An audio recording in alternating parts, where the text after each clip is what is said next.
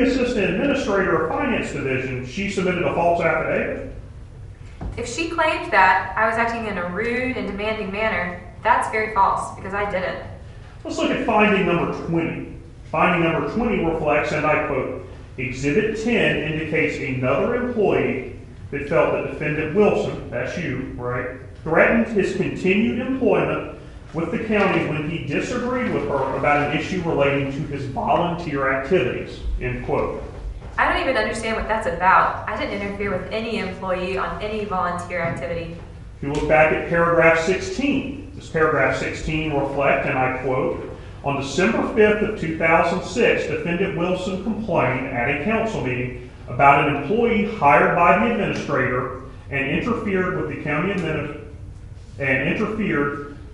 inferred the county administrator should not have hired the female employee because she was pregnant, end quote. I do not recall that. There are minutes from the December 5th, 2006 meeting, are there not? I would assume there are minutes, but I don't recall this. Are you denying having said in an open meeting that the administrator should not have hired the female employee because she was pregnant?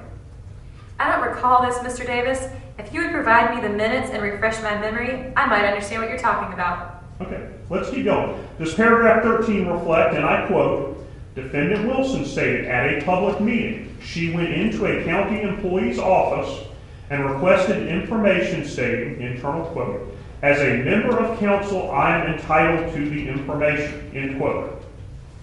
I think that's when I requested to see the credit card files. That was another instance, not the December 07 instance that we were sued over. In both cases, I issued several letters requesting access to the material. I'll show you what we'll mark as exhibit number 8. Can you please turn down to page 4? On page 4, I'm going to be looking at number 4. Ms. Wilson, have you ever read paragraph 4 before of the Anderson County Code? I believe so. As a county council member, is it your understanding that paragraph 4 is one of the provisions that governs when you can or can't vote in relation to matters before the county council? It appears to be. Is it your understanding that if you have a personal or financial interest that's greater than the general public, you're not allowed to vote on a particular item? Yes.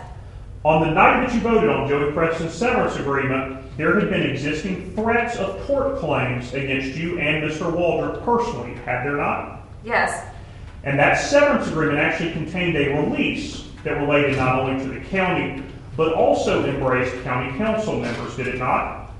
According to what you have shown me, because remember, if this had been provided to me prior to our coming today, I would have been prepared, and my memory is not always the best. All right, let's keep going. Ms. Wilson, I'd like to show you what we're going to mark as exhibit number 9. And in particular, just so you don't have to comb through its entirety, I'm interested in paragraph A2. And does paragraph A2 relate to the disclosure of confidential information? I've never read this before. You have never read the conflict of interest provisions in the Anderson County Code? I have, but I've never seen it in this form. I've read it somewhere else, okay? Well, have you ever read that section here about the disclosure of confidential information before? I don't know that I have.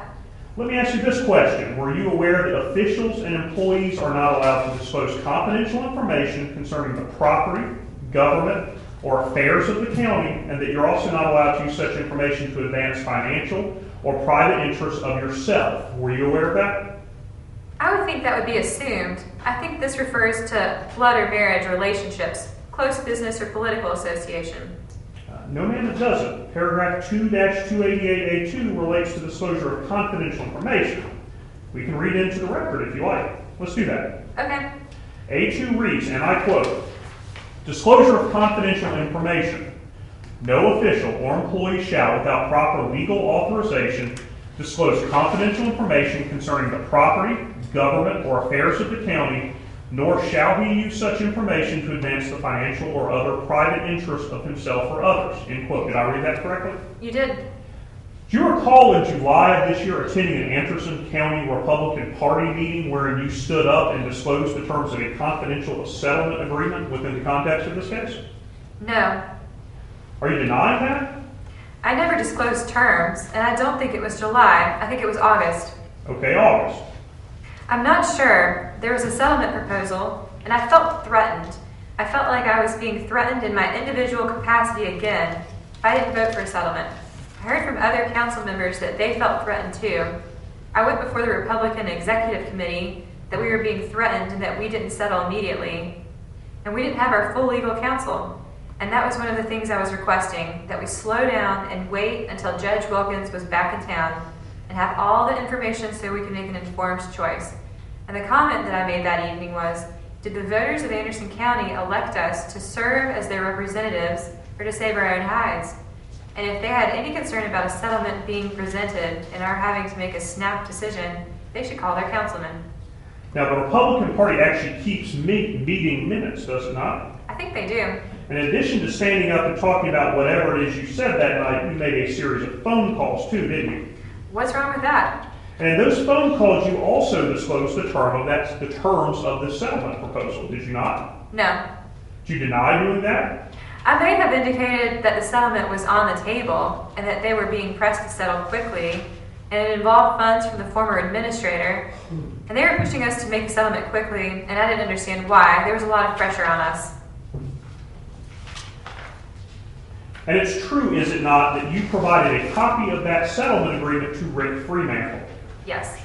And then Rick Fremantle read it on the radio? I didn't know that. I don't think so. Yes, ma'am, you did. You know, this is what is very concerning. Miss Wilson, are you related to Charlie Wilson? I have an uncle, Charles Wilson. He is deceased now. I'm sorry. And I have a cousin, Charles Felix Wilson, who is deceased now. And I have a cousin, William Charles Wilson. None of them ever referred to as Charlie. You have a cousin named Kyle? Yes.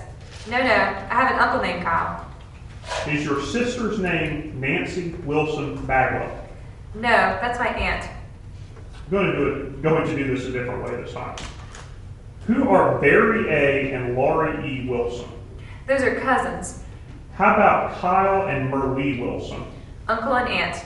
Ms. Wilson, were you aware that your relatives on average received approximately $7,500 more per acre in the condemnations from the Beaver Dam project? No, but we were the last holdouts. Among the last holdouts, there were several others. And throughout this period of time, you were reviewing the GLR 110, right? Yes. No. Wait a minute. I didn't start getting that until, I think, 2002, 2003. And the dates of settlement with your relatives were all in 2007 and 2008. Were they not? It may have been. It dragged on for a while. Now, the GLR 110s would reflect all the prior checks cut to the prior condemnees who settled with the county, would it not? Probably, if they entered them in a timely manner. And in fact, those GLR 110s were read on the radio on December 17th of 2007. They may have been. Did you give Rick Driver the GLR 110? I may have. I know I passed them around to everybody. They are public records. Are you inferring, sir, that I gained money from fighting the sewer line? Ms. Wilson, let me explain something to you. This is not a dialogue, nor will it turn into one. You have put words in my mouth a few times, so I thought it would be good to clear that. I made no money in that exercise. Is that sort of like Ron Wilson not earning any money on the Allison Schoen contract? You will need to rephrase your question, sir, and I am waiting. Please ask your question. I'm going to move on, ma'am. Is that a cocktail glass on the back of that? That's how I keep my notes myself. I don't write them out. I draw little pictures. Maybe you should have a BFA, Bachelor of Fine Arts. Ms. Wilson, have you ever told law enforcement agents that helicopters were following you? I surely did. I'm not sure if I told law enforcement agents, but that was certainly a routine occurrence back in 2000, 2001. That helicopters were following you? Yeah, the Sheriff's Department helicopter. There were witnesses. Who?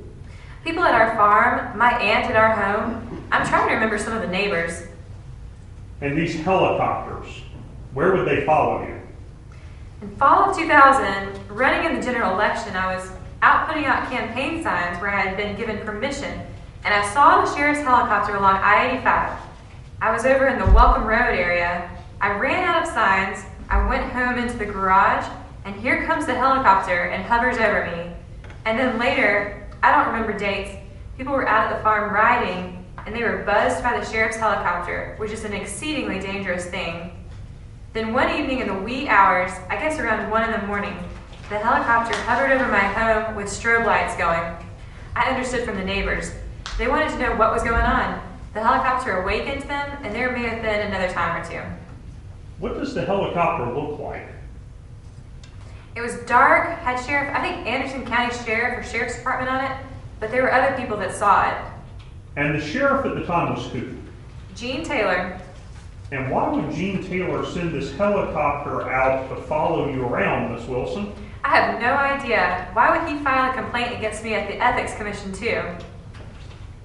Do you know a woman or know a woman named Gina Davies? Yes. Did you ever accuse Mr. Preston of having killed Gina Davies? No, I did accuse him of harassing and frightening her and her husband. And what did you base that accusation on, ma'am? Her husband brought emails to me. Now, you have to remember, they owned the property next to my home. And Gina was in class with the former administrator at Clemson. She was concerned about awful things that he was saying about me in class to the professor and other students. And she had access to, I think, city and county financial records in some type of class exercise. And she believed that she found, I'm not sure how to term it, but she found questionable use of public money and things that didn't add up. Once she posted the information in class, she said her husband began getting phone calls from Preston, claiming that he was being harassed and stalked by her. Now, did you ever talk to her actual husband? Yes. And what did her husband tell you? He came out to the house and brought the emails. He said he didn't understand what was going on because the emails they found had nothing to do with any type of harassment or stalking. And he showed them to me, and they appeared to be student-to-student job search type things. And I don't think there were but maybe 5 or 6. Did you know that Gina Davies, ma'am, was a diagnosed paranoid schizophrenic? No, I didn't. It's true, isn't it, that you told third parties that Mr. Preston had her killed? No. You deny that? I do deny that. I said he definitely harassed her and scared her to death. Were you further aware that Miss Davies later committed suicide? That was prominently brought up to me numerous times. I show you what we will mark as Exhibit 10. Is this the interview that you were referring to before with Special Agents Donahue and Kindley? It may be. I don't think I had ever seen this before that. I can't remember. But I see there is writing in here that Polyakov responded by stating to agents that he had been the attorney of record and a nuisance. I don't think he would have stated that, do you? Do you think he would have claimed the suit as a nuisance? A nuisance lawsuit can actually be a technical legal term as opposed to a trite lawsuit. It could actually be referring to something that would be a legal nuisance, but I don't know. That's not really what I was going to ask you questions about. This is the Teresa Morgan that is reflected in here, the Teresa Morgan that we were talking about earlier. It would be. We turn to the page, to paragraph, to the second page, and then down to the paragraph, to the second paragraph. That's really what I'm going to ask you questions about. And if you can, just take a moment and read that paragraph, and I'll ask you questions about it. It's the one that starts, Morgan continued, quote. I think these make a few stretches as to what was said. He put a few twists on things here. All right, let me have a chance to ask questions, and then we can talk about them. The first thing I want to know, there's a sentence that says, and I quote, Wilson then demanded that they would like to know who paid the repair bills for a car, end quote. I don't recall that. You don't recall demanding to know who the repair bills were from? No, I don't. Whatever materials I had gave to them because they concerned me. It didn't look right. Do you recall Teresa telling the agents that, and I quote, she always goes by his house and keeps it parked behind his house in a building, end quote? I don't recall that, but she did work at the hospital, so maybe she did go by there. That's on a main highway, you know? And then it goes on to say, Morgan went on to state that she was also aware that Preston's residence was mortgaged to the hilt, end quote. I don't remember that. Do you recall her referencing kittens that were chopped up? I don't remember her saying it in that way, but I do remember her talking about some cats that had been killed and left on her patio. And I guess what I'm trying to understand is, was the inference that Joey Preston had something to do with killing cats? No, the inference, from what I understand, is that she had a lot of threatening phone calls, a lot of awful things happening, because she was the most visible opponent to the landfill sale. Well, I'm just confused because when you read the paragraph you're talking about Preston, And then it seems like she is segued into surgically chopped up cats. Now, I don't understand whether she was saying that Mr. Preston was chopping up little kittens or not. No, look who wrote this. You know it wasn't her. I see that a special agent with SLED. It seems like this guy got into some sensational descriptions that were far more than what I remember stated. Do you recall her talking about another incident where there was a rag placed inside her car brakes? Yes. Was she intimating that Mr. Preston did that? No. She was indicating during that time that there were horrible things happening to her. She was being targeted. She had threatening phone calls. She worked at the hospital as a nurse. And after this incident, I remember she had to park in a lighted area where the parking lot attendant could watch her vehicle. And you recall her talking about someone draining her hot tub and going into her travel trailer and opening her cabinets and receiving harassing phone calls. I remember some comments along those lines, but I don't remember specifics. And when you were hearing all this, you thought those allegations were all credible allegations. They are credible allegations of what happened to her. I don't think she ever pinpointed who was responsible. It all seemed to relate to the landfill opposition. And then Teresa seems to indicate that Sheriff Taylor had his helicopter follow her too. Do you remember that? I remember her saying that she was being followed also. I think from what I remember of what she said was the helicopter would hover over her house. There were a lot of people, I shouldn't say a lot, there were several people I heard that was going on at the time. And then the next sentence says, and I quote, they also both stated they had no doubt that Joey Preston had received compensation from Ally for the sale of the landfill. End quote. You see that? I see that, but I don't agree with it. Remember, these are not recordings that are made of us, Mr. Davis, and Mr. Donahue and Mr. Kinley never got back with me. I asked them to find out if the car had been acquired through legitimate means, and if it was, they were simply to let me know, and I would let my constituents know. If it wasn't, that was their professional domain. It seemed to me he has certainly embellished and created stuff here. So this special agent for SLED embellished his report? I think so. The judge committed misconduct, the finance person submitted a... We're going to stop right there for the day. We'll adjourn. We'll resume again at 9 o'clock on Monday morning.